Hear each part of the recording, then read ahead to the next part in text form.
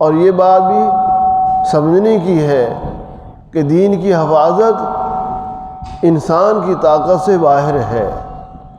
انسان کی طبیعت میں تغیرات ہیں، ایک صدی کے بعد انقلابات ہیں، لہذا انسان اس دین کی بقا اپنی ذاتی طور پر نہیں کر سکتا۔ اگر انسان دین کی حفاظت میں مستقل ہوتا تو کتب سابقہ بے نام و نشان نہ ہوتی۔ لہذا اللہ پاک نے دین کو نازل فرمایا اور اس دین کی حفاظت کی ذمہ داری خود اٹھائی ہے کہ میں خود اس کا محافظ ہوں۔ اللہ پاک نے دین کی حفاظت کی ذمہ داری خود اٹھائی ہے۔ اِنَّا نَحْنُ نَزَّلْنَا الذِّكْرَ وَإِنَّا لَهُ لَحَافِظُونَ۔ ہم نے دین کو نازل فرمایا، ہم دین کی خود ہی حفاظت فرمائیں گے۔ لہذا ایک صدی گزر جائے، 10 صدیاں گزر جائیں، اللہ تعالیٰ ایسے اسباب پیدا فرمائیں گے کہ دین پر کوئی داغ دبا نہیں آ سکتا۔ حدیث پاک میں وارد ہے، آپ صلی اللہ علیہ وسلم کلام معجزہ ہے، جسے قرآن پاک معجزہ ہے۔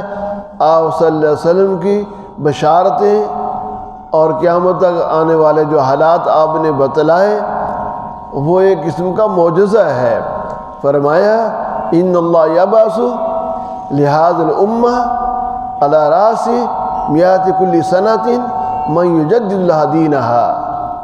ایک صدی کے بعد انقلاب آتا ہے، زبانیں بدل جاتی ہیں، تہذیب بدل جاتی ہے، انسانوں کے اذہان میں تبدیلی آتی ہے۔ خطرہ تھا کہ دین پر کوئی حرف نہ آ جائے۔ اللہ تعالیٰ ہر صدی کے کنارے پر ایک ایسا مجدد پیدا فرمائیں گے جو دین کو نکھار کر پیش کر دے گا، اور دین میں جو تحریف ہے اور بدعات ہیں ان کو بالکل الگ کر دے گا۔ لہذا ایک صدی کے کنارے پر اللہ تعالیٰ کی طرف سے یہ انتظام ہے۔ شاید کسی کے دل میں یہ خیال ہو کہ جب صدی کا وسط ہے، درمیان ہے، اس وقت کیا ہوگا؟ نبی کریم صلی اللہ علیہ وسلم نے بطور معجزہ کے دوسری بشارت بتلائی، یحمل ھذا العلم من کل خلف عدولہ۔ جب مجددین کا انتقال ہو جائے، صدی کا وسط ہو، تو فرمایا کہ ان کے جانشین مجتہدین اور ان کے خلفاء اس دین کی حفاظت فرمائیں گے۔ لہذا ایسے رجال پیدا ہوں گے، مجتہدین پیدا ہوں گے، مجددین کے خلفاء پیدا ہوں گے، وہ دین کی حفاظت فرمائیں گے۔ لہذا دین کے کنارے پر اور دین کے وسط میں بھی گویا کہ دین پر کوئی حرف نہیں آ سکتا۔ شاید کسی کے دل میں یہ خیال ہو کہ صدی کے کنارے کا بھی مسئلہ حل ہو گیا، حفاظت کی ذمہ داری ہو گئی اور وسط میں بھی ذمہ داری ہو گئی، تو شاید صدی کے کسی وقت میں، کسی مہینہ میں، رات کو، دن کو دین پر کوئی حرف آ جائے۔ نبی کریم صلی اللہ علیہ وسلم نے تیسری بشارت سنائی جو ایک معجزہ ہے۔ فرمایا لا یزال من امتی امت قائمۃ بامر اللہ لا یضرهم من خذلهم ولا من خالفهم۔ فرمایا کہ لیل و نہار، رات و دن، ہر سیکنڈ، ہر منٹ میں، ہر لمحہ میں، ہر ساتھ میں آنکھ جھپکنے برابر بھی کوئی ایسا وقت نہیں ہو سکتا۔ ہر آن، ہر وقت ایک ایسی جماعت رہے گی جو دین کا مسئلہ اور دین کی حفاظت کرے گی، اور جو ان کی مخالفت کرنے والا ہے، دین کے جو اعداء ہیں، وہ اس جماعت کو ضرر نہیں پہنچا سکتے، ان کی مخالفت کا ان پر اثر نہیں ہوگا۔ ایسی جماعت قیامت تک باقی رہے گی جو دین کی حفاظت فرمائے گی۔ لہذا صدی کے کنارے پر صدی کے وسط میں، اور لیل و نہار، شب و روز، ہر آن اللہ کی طرف سے دین کے محافظین موجود رہیں گے۔ اللہ تعالیٰ کی طرف سے رحمت نازل ہوگی اور وہ 24 گھنٹے دین کی حفاظت کرتے رہیں گے اور دین محفوظ رہے گا۔ بلکہ آپ صلی اللہ علیہ وسلم نے، نبی کریم صلی اللہ علیہ وسلم نے ایک چوتھی بشارت بھی فرمائی، ابشروا ابشروا مثل امتی کمثل غیث، تمہیں بشارت ہو، یہ دین کی حفاظت سلسلہ یہ ہے جسے اللہ کی رحمت، جیسے بارش رحمت کی ہو۔ فرمایا کہ اللہ کی طرف سے 24 گھنٹے ہر وقت رحمت حفاظت نازل ہوگی، اسے دین کی حفاظت ہوگی، ذرہ برابر بھی دین پر داغ نہیں آ سکے گا، کوئی پھونکوں سے، طوفان سے، کسی طریقہ سے، نظروں سے اس دین کو اوجھل بھی نہیں کر سکتا۔ یہ تو ہے اللہ تعالیٰ نے دین کی حفاظت خود اپنے ذمہ لی ہے۔ اس کے علاوہ دین کی حفاظت کی دوسری صورت یہ ہے کہ دین بذات خود ایسی طاقت ہو، ایسی قوت ہو کہ اس میں تحریف کا کوئی دبا نہ لگ سکے، تحریف داخل نہ ہو سکے۔ اس کے بارے میں اللہ پاک نے ایسا انتظام کیا، اِنَّا نَحْنُ نَزَّلْنَا الذِّكْرَ وَإِنَّا لَهُ لَحَافِظُونَ وَإِنَّا لَهُ لَحَافِظُونَ۔ دین کا جو بنیاد ہے، دین کی جو بنیاد اول ہے وہ ہے قرآن پاک، اور یہ معجزہ ہے۔ دین کی بنیاد جو بنیاد اول ہے وہ قرآن پاک ہے، لہذا قرآن پاک ایک معجزہ ہے، ذرہ برابر بھی قرآن پاک میں تبدیلی نہیں ہو سکتی۔ لہذا دین بذات خود ایک ایسی طاقت ہے جو معجزہ ہے، اس کے حروف بھی محفوظ، قرآن پاک کے حروف بھی محفوظ، قرآن پاک کی قرأت بھی محفوظ، قرآن پاک کی حرکات بھی محفوظ، قرآن پاک کے احکام بھی محفوظ، قرآن پاک کے معارف بھی محفوظ، قرآن پاک کے الفاظ و معانی بھی محفوظ۔ لہذا اس قرآن پاک کی حفاظت کی ذمہ داری اللہ نے اس طرح سے فرما دی، قرآن پاک کو نازل فرمایا جو معجزہ ہے اور دین کی بنیادوں کو مضبوط کر دی ہے۔ آپ نے تاریخ میں پڑھا ہے ایسی طاقتیں دنیا میں پیدا ہوئیں، انہوں نے قرآن پاک کو مٹانا چاہا۔ اس سرزمین پر بھی کافروں کی 1 صدی تک حکومت رہی، قرآن پاک کو جلایا گیا، قرآن پاک کو مٹایا گیا، لیکن چھوٹے بچے گھر گھر میں، محلہ محلہ میں، قریہ قریہ میں، شہر شہر میں ایسے قرآن پاک کے حفاظ تھے، ان کے سینوں میں قرآن پاک محفوظ تھا، وہ چھوٹوں کو اور بڑوں کو بتلاتے تھے یہ قرآن پاک جو بازار سے ملتا ہے تحریف شدہ، اس کو ہاتھ مت لگاؤ، ہمارے سینے میں قرآن پاک محفوظ ہے، اس طرح سے پڑھو۔ تو کفار اور اعداء کی جو سازش تھی وہ ختم ہو گئی۔ اللہ نے پاک نے ایسا انتظام کیا، اللہ تعالیٰ نے ایسا انتظام کیا کہ بچوں کے سینوں میں قرآن پاک کو محفوظ کر دیا، اور اس حفاظت کی وجہ سے ایسا انتظام ہوا کہ اس کے حفاظت کی وجہ سے قرآن پاک پر ذرہ برابر بھی کوئی حرف نہیں آ سکا۔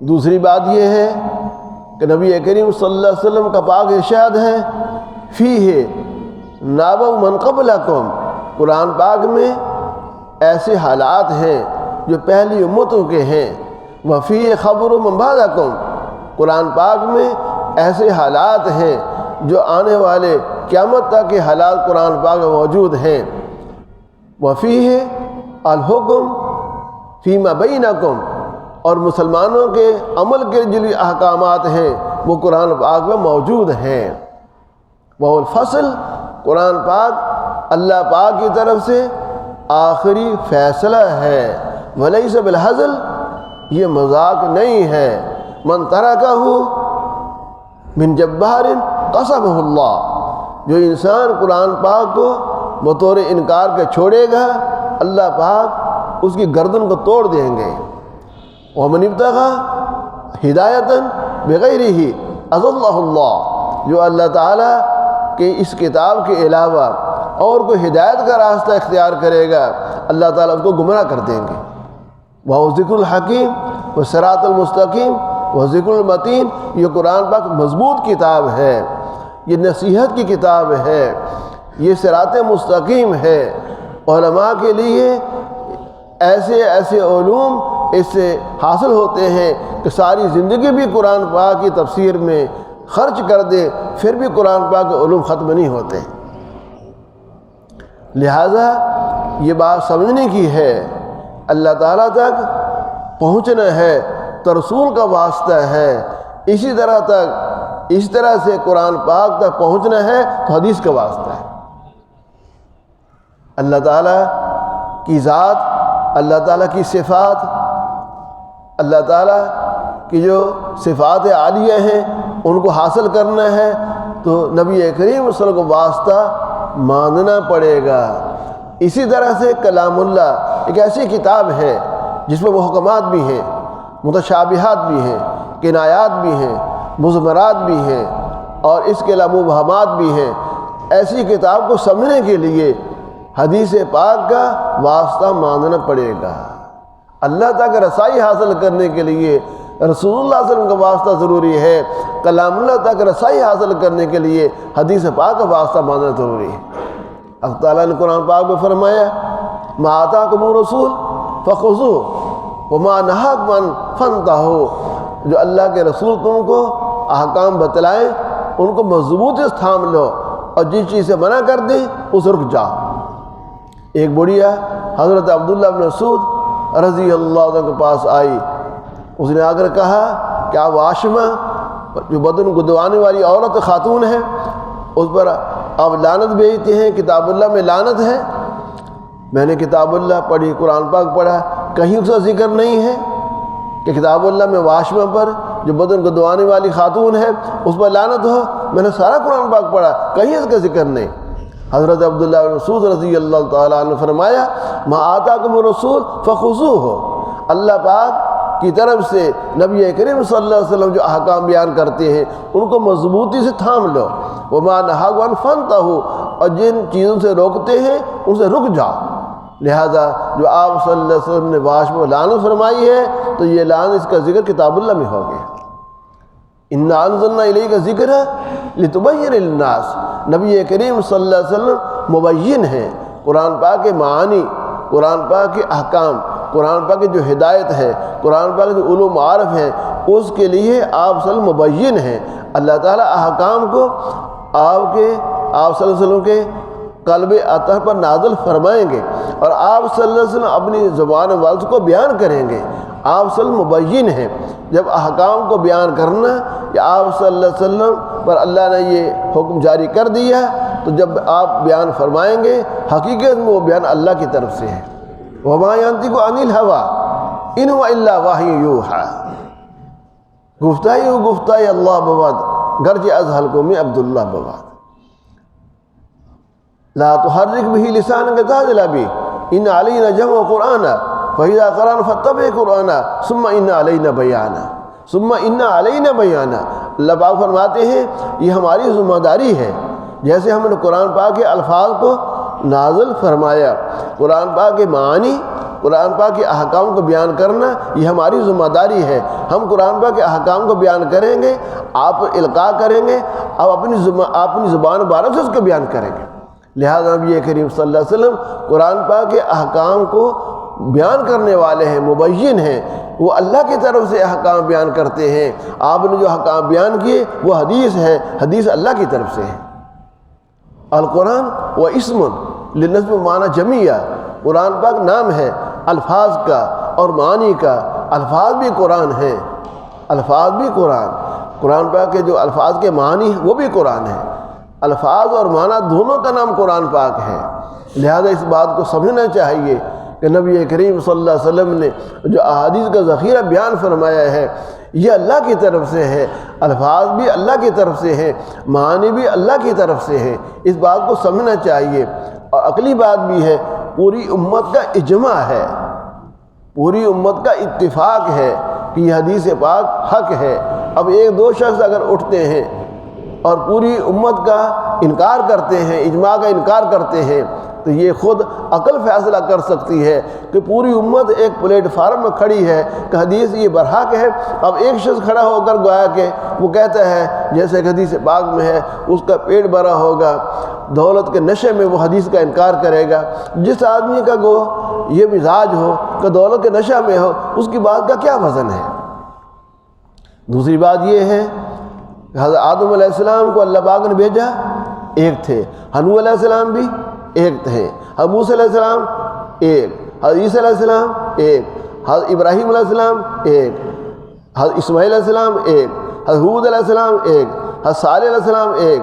نبی کریم صلی اللہ علیہ وسلم بھی ایک رسول ہے۔ ہر امت کی ہدایت کے لیے اللہ نے ایک رسول کو بھیجا۔ آپ یہ سوال اٹھا سکتے ہیں کہ وہ تو نبی تھے اور ان کے پاس معجزات تھے۔ دیکھیے قرآن پاک میں ہے، انہو لقول رسول کریم، کہ حضرت جبرائیل علیہ السلام آپ کے پاس قرآن پاک لاتے ہیں، اور یہ قرآن پاک قول ہے اللہ کا، جو حضرت جبرائیل علیہ السلام پڑھتے ہیں، یہ رسول ہیں، کریم ہیں، اور اسی آیت میں ہے سمع امین، وہ امین بھی ہیں۔ تو حضرت جبرائیل علیہ السلام اللہ کی طرف سے پیغام لے کر آئے، قرآن پاک لے کر آئے، احادیث لے کر آئے، وہ تنہا تھے، ایک تھے۔ معلوم ہوا کہ ایک آدمی کی بات معتبر ہے، لیکن صفات کی ضرورت ہے۔ فرمایا انہو لقول رسول کریم، حضرت جبرائیل علیہ السلام رسول ہیں اور وہ کریم ہیں، اور سمع امین بتلا دیا، وہ امین بھی ہیں۔ تو حضرت جبرائیل علیہ السلام ایک ہیں اور اللہ کی طرف سے کو دین دے کر بھیجا گیا۔ انہیں صفات ہیں، کون سی صفات ہیں؟ رسالت ایک، کرامت دو، امانت تین۔ تو حضرت جبرائیل علیہ السلام میں تین صفات ہیں۔ ایک رسالت کی صفت ہے، رسالت کی بنیاد علم پر ہوتی ہے، جو اللہ کی طرف سے وہ رسول بن کر آئے، اللہ کی طرف سے وہ علم لے کر آئے۔ معلوم ہوا کہ رسالت نے جہالت کی نفی کر دی، اور رسول جو ہوتا ہے، رسالت واجب الاتباع ہے، لہذا رسالت کی بنا پر بدعت کی نفی ہو گئی، اور مخالفت ثقات یہ جہالت کی بنا پر ہے، لہذا رسالت کی صفت سے تین متعین کی نفی ہو گئی، بدعت، جہالت، مخالفت ثقات۔ ان تین متعین کی وجہ سے خبر مردود ہوتی ہے۔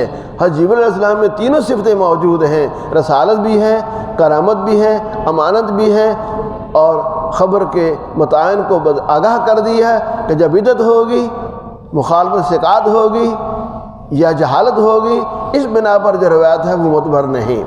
حضرت جبرائیل علیہ السلام کی بات معتبر ہے، ان میں رسالت۔ اور دوسری صفت یہ ہے کہ حضرت جبرائیل علیہ السلام میں کرامت ہے، ان اکرمکم عند اللہ اتقاکم انہ لقول رسول کریم۔ جو کریم ہوتا ہے وہ متقی ہوتا ہے۔ کرامت میں اور تقوی میں تلازم ہے۔ جو کریم ہوگا وہ ذاکر ہوگا، متیقظ ہوگا، لہذا کرامت کی صفت سے نفی ہو گئی فسق کی۔ کریم متقی ہوتا ہے، تقوی سے فسق کی نفی ہو گئی، لہذا حضرت جبرائیل علیہ السلام کریم ہیں، متقی ہیں، ان کی خبر معتبر ہے، لہذا فسق کی نفی ہو گئی کہ خبر کے لیے کریم اور متقی ہونا ضروری ہے۔ دوسری بات یہ ہے کہ جو کریم ہوگا وہ ذاکر ہوگا، متیقظ ہوگا، لہذا کرامت کے صفت سے نفی ہو گئی فرط غفلت کی، کثرت غلط کی، وہم کی، سوء حفظ کی۔ یہ پانچ متعین ہیں جن کی صفت کرامت سے نفی ہو گئی۔ جس راوی میں کثرت غلط ہو، فرط غفلت ہو، سوء حفظ ہو، وہم ہو اور فسق ہو، لہذا اس کی بات کا اعتبار نہیں ہے۔ لہذا اس آدمی کی گویا کہ بات معتبر ہوگی جس میں صفت رسالت ہے اور ساتھ ساتھ گویا کہ صفت کرامت بھی ہے۔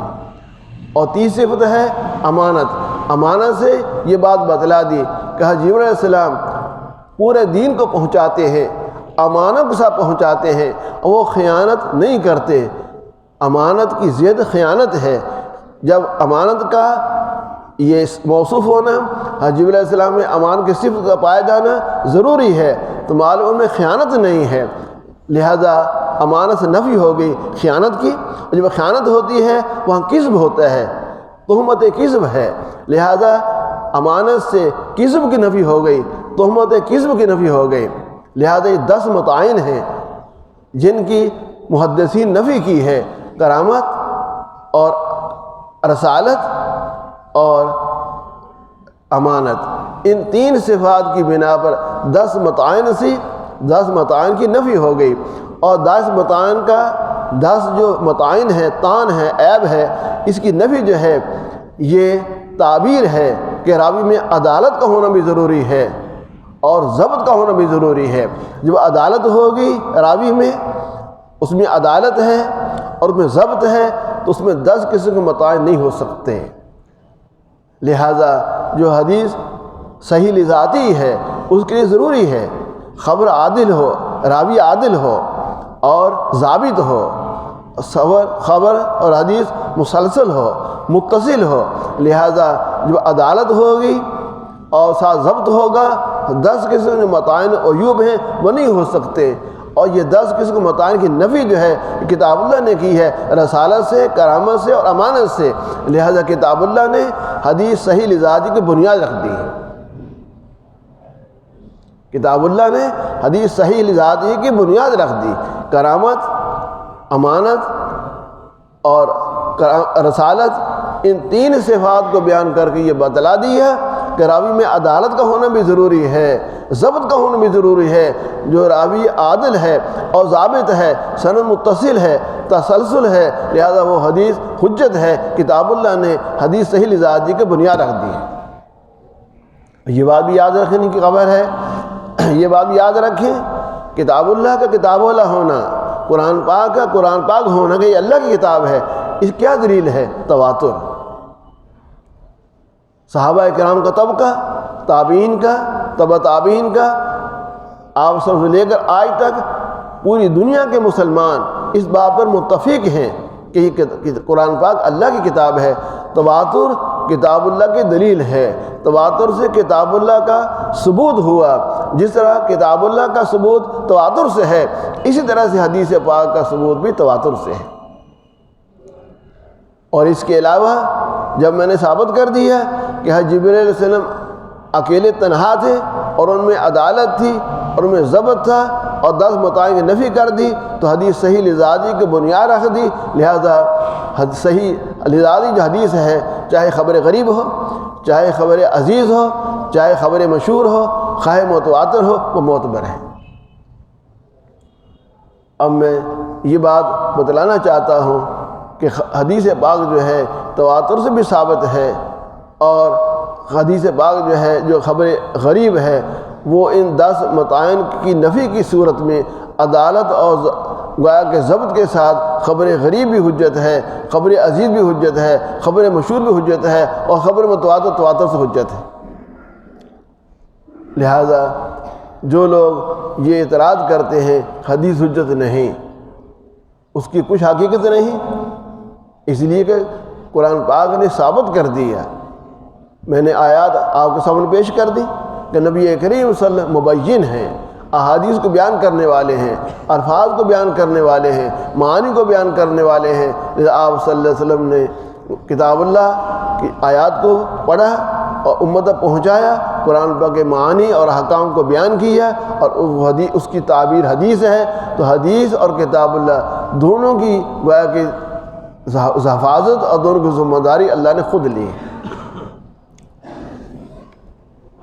باب قول اللہ تعالی ونظر والقسط یوم القیامہ وان اعمال بنی آدم قولا یوزن وقال مجاہ القسط علی رومیہ۔ قسط کا معنی عدل کے ہیں رومی زبان میں، وہ یقال القسط مد المقسط، اور قسط ہے زوائد کو حذف کر دیں تو قسط یہ مقسط کا مصدر ہے، والعادل، اور اس کا معنی عادل کے ہیں، اور قاصد کا معنی جائر ہے، یہ ازداد میں سے ہے، دونوں معنی سے آتے ہیں۔ بھی قالت احمد اشقاب قالت محمد فضیل اور عمر بن قعقاع عن ابی زرع عن ابی ہریرہ رضی اللہ تعالی عنہ قال قال نبی صلی اللہ علیہ وسلم کلمتان حبیبتان الی الرحمن، یہ کلمے حبیب ہیں، اللہ کے محبوب ہیں، خفیفتان علیہ زبان پر بڑے ہی آسان ہیں، ثقیلۃ فی المیزان، کا اجر ترازو بہت وزنی ہوگا۔ سبحان اللہ و بحمدہ سبحان اللہ و بحمدہ سبحان اللہ العظیم۔ یہ امام بخاری رحمہ اللہ نے اپنی کتاب کے صدر شروع میں انما الاعمال کو بیان کیا اور کہا کہ نیت کا صحیح کرنا ضروری ہے۔ اس حدیث ہے، یہ آخری جو حدیث ہے اس کو امام بخاری آخر میں بیان کیا کہ اخلاص سے اعمال کا وزن ہوتا ہے۔ انما الاعمال بالنیات کو بیان کیا کہ نیت کو درست کریں، اور یہ حدیث جو آخری حدیث ہے سبحان اللہ وبحمدہ سبحان اللہ عظیم، اس کو آخر میں کتاب کے آخر میں لائے ہیں۔ یہ مسئلہ سمجھا دیا کہ اعمال میں وزن ہوگا اخلاص سے، اعمال میں وزن ہوگا اخلاص سے۔ وآخر دعوانا الحمدللہ۔